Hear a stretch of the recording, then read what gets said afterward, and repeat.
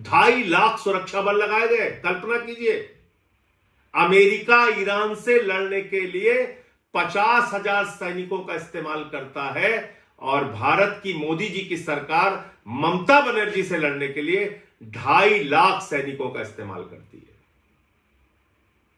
इतनी बड़ी दुश्मनी यह निभाई जा रही है। फिर इस चुनाव में यह भी प्रश्न उठता है। नमस्कार, जय हिंद साथियों। भारत दुनिया का सबसे बड़ा लोकतंत्र है और आज कई राज्यों के चुनाव परिणाम आए हैं। आपने देखा तमिलनाडु में कितना बड़ा बदलाव हुआ। एक नई पार्टी टीवीके, जिसके नेता विजय को इतना भारी जन समर्थन तमिलनाडु की जनता ने दिया। लोकतंत्र में कई बार ऐसे फैसले जनता देती है, एक नई पार्टी के पक्ष में अपना समर्थन देती है, वो तमिलनाडु में देखने को मिला। बंगाल में जो कुछ हुआ, आज उसको लेकर टीवी चैनल पे जश्न मनाया जाएगा, गोदी मीडिया बड़ी बड़ी बातें करेगा, तमाम उपलब्धियां गिनाएगा मोदी जी की और अमित शाह जी की और भारतीय जनता पार्टी की नीति की, रणनीति की, बहुत सारी बातें होंगी। लेकिन क्या यह वास्तव में लोकतंत्र की जीत है? क्या यह जनता के फैसले की जीत है? क्या आज इस चुनाव परिणाम के पीछे का जो सच है वो इस देश के लोगों को भूल जाना चाहिए और सिर्फ बीजेपी का गुणगान करना चाहिए? मुझे लगता है नहीं। सारी चीजों का मूल्यांकन होना चाहिए। किस तरह से बंगाल के चुनाव को चुनाव आयोग ने प्रभावित किया, किस तरीके से एसआईआर के जरिए जनता के वोट को लूटा गया। आज पता यह चल रहा है कि 3 से 4 लाख वोटों का अंतर है बीजेपी और टीएमसी के बीच में। यह पता चल रहा है कि 2% वोटों का अंतर है टीएमसी और बीजेपी के बीच में। हो सकता है उससे भी ज्यादा हो जाए, 2-4% हो जाए अंतिम परिणाम आने तक। लेकिन क्या यह 2-4% का जो डिफरेंस है यह सही है? यह वास्तव में बीजेपी का चुनाव जीतने का आधार है? क्या सचमुच में इस अंतर के साथ बीजेपी चुनाव जीत सकती थी? नहीं। 3 से 4 लाख वोट का अंतर है, लेकिन 27 लाख वोट लोगों को डालने नहीं दिए गए। और इस काम में माननीय सर्वोच्च न्यायालय का भी फैसला आने में विलंब हुआ और सर्वोच्च न्यायालय का फैसला तो सब लोग सुन के हैरान थे कि अगली बार वोट दे देना। अगर आज वो 27 लाख वोट, 27 लाख मतदाता अपना मतदान करने से वंचित नहीं रहे होते, तो क्या आपको बीजेपी की इतनी बड़ी जीत देखने को मिलती? नहीं मिलती। एक अलग तरह का परिणाम आज इस देश के सामने होता। और आज जो बीजेपी जश्न मनाने का काम करेगी, गोदी मीडिया जश्न मनाने का काम करेगी, ज्ञानेश कुमार जश्न मनाने का काम करेंगे, वो नहीं हो पाता।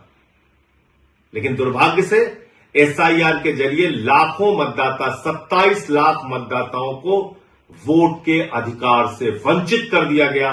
तो ये जो बंगाल की जीत है भारतीय जनता पार्टी की, दरअसल ये लूट तंत्र की जीत है, लोकतंत्र की जीत नहीं है। कितनी गंदी भाषा का प्रयोग किया गया चुनाव में, प्रधानमंत्री के द्वारा, गृह मंत्री के द्वारा, बीजेपी के नेताओं के द्वारा। चलिए, वो चुनाव का एक पक्ष है। किस तरह से वहां पे केंद्रीय सुरक्षा बलों का इस्तेमाल किया गया, लगभग 2.5 लाख सुरक्षा बलों का वहां पर इन्फोर्समेंट किया गया, डिप्लॉयमेंट किया गया।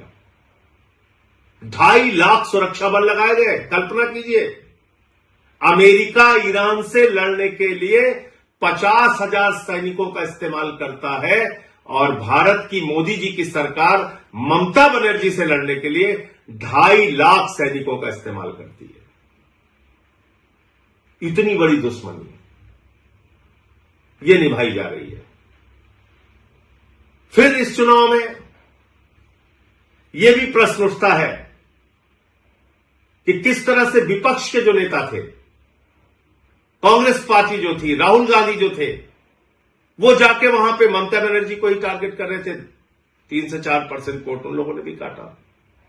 वो एक अलग प्रकार का सवाल है। लेकिन इसमें आज टीएमसी की हार हो गई, ममता बनर्जी की हार हो गई और लोकतंत्र की जीत हो गई, ऐसा नहीं है। सच्चाई को छिपाया नहीं जा सकता।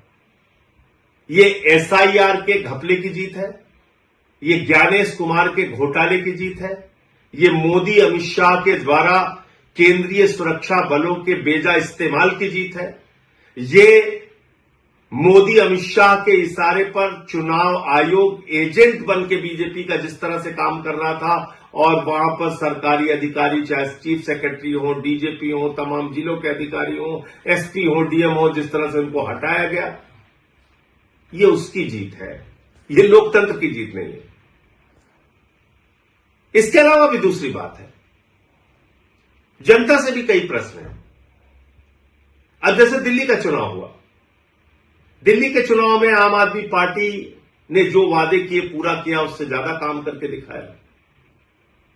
लेकिन अगर आपको प्रधानमंत्री के 2,500 देने के झूठे वादे पर यकीन था, तो इसमें गलती आम आदमी पार्टी और केजरीवाल की नहीं थी।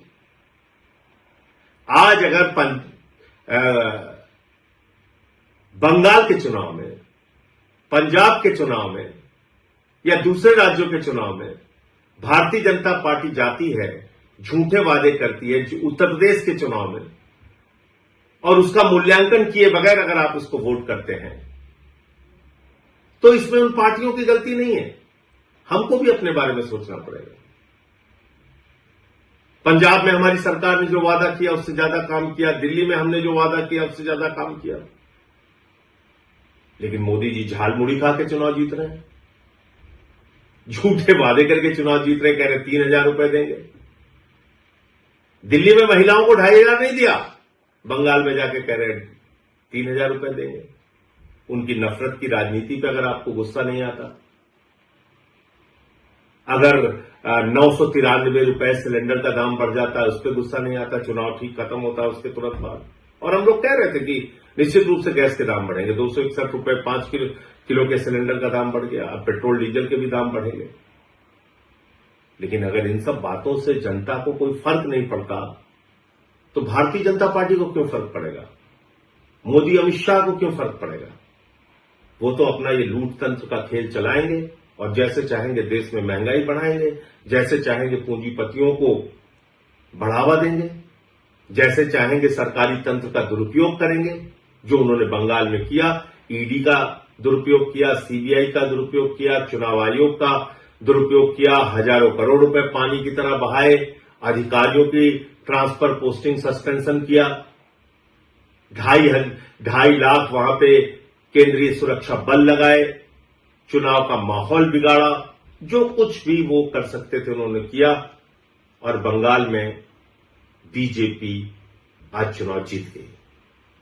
लेकिन याद रखिएगा, उड़ीसा की हालत अभी आपने देखा होगा, जीतू मुंडा की तस्वीर देखी होगी, किस तरह से वो अपने बहन के कंकाल को अपने कंधे पे लेके डबल इंजन की सरकार में बैंक जाते हैं 20,000 रुपए पाने के लिए। बंगाल में भी अभी आ गए।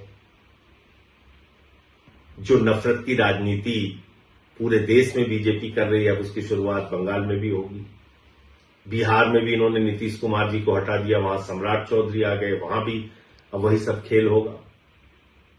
इन सब के पीछे आपके मुद्दे कहां हैं? देश कहां खड़ा है? अगर आपको इस बात पे गुस्सा नहीं आता कि ट्रंप भारत के प्रधानमंत्री को हर दिन अपमानित करता है, भारत को अपमानित करता है, भारत को नरक कहता है, लेकिन प्रधानमंत्री कुछ नहीं बोलते, अगर आपको इस बात पे भी गुस्सा नहीं आता कि देश का एक हिस्सा मणिपुर जल रहा है और प्रधानमंत्री खामोश है, पड़ोसी राज्यों से भारत के प्रधानमंत्री के रिश्ते अच्छे नहीं है, महंगाई देश में चरम पर है, बेरोजगारी चरम पर है, किसानों की आमदनी दोगुना करने की बात पूरी तरीके से झूठी साबित हुई, काला धन लाने की बात झूठी साबित हुई, और अगर आपको इन सारी बातों पे गुस्सा नहीं आता और राज्य दर राज्य इस तरह से लोकतंत्र को लूट तंत्र में बदलकर चुनाव जीतने का बीजेपी का अभियान जारी रहेगा, और हम और आप खामोश बैठे रहेंगे तो याद रखिएगा, बीजेपी तो अपना रास्ता तय कर रही है, लेकिन लोकतंत्र का इतिहास जब लिखा जाएगा तो उसमें हमको भी कभी माफ नहीं किया जाएगा। जय हिंद।